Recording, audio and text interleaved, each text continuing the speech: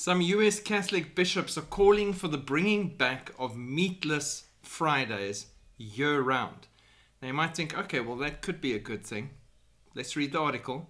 Several US bishops are calling for a return to abstinence from meat on Fridays, which was largely abandoned by American Catholics from the 60s.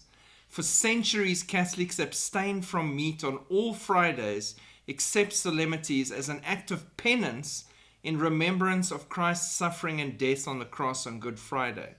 According to the 1917 Code of Canon Law, failure to abstain from meat constituted a mortal sin. So not only did they make a rule, no meat on Fridays as penance for Christ being on the cross, but if you ate meat, it was a mortal sin. So we're adding to the Bible now. You'll go to hell if you eat meat, right?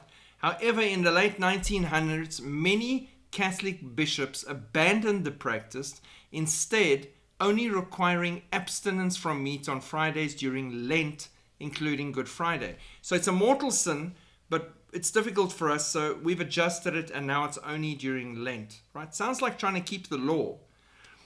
In 1966, Pope Paul VI allowed bishops to replace the observance of the fast and abstinence with exercises of prayer and works of charity. So even that was too difficult, so let's make it a little bit less difficult, and we'll do acts of charity and praise. Just adjust to make it manageable.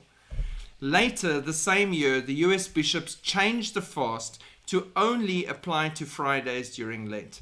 Archbishop Gudziak called for a return to abstinence from meat on Fridays, partly because doing so would allegedly be, insert faith component here or something about Jesus. No, good for the planet.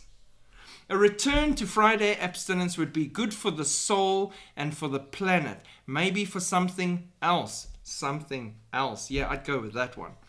Uniting our devotion to the Lord and reverence for the Lord's creation. What about reverence for the Lord?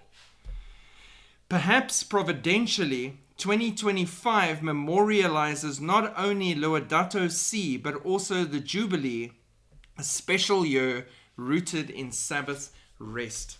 Their control, their deciding what's a mortal sin, their worshipping of the creation, not the creator, and they're putting the emphasis and the effort on the climate change rubbish instead of focusing on getting the truth of Jesus Christ and the gospel to the masses so that they may receive the light in the midst of the world's most pervasive darkness in centuries. So, in honor of their ridiculous decision, I will make sure that me, here, Sholto, in South Africa, at this ministry, will have some meat every Friday until the Lord picks me up, so that I can counterbalance the rubbish that they're up to. Oh, Lord, it's Clown Town down here. God bless you. Keep looking up. Shalom.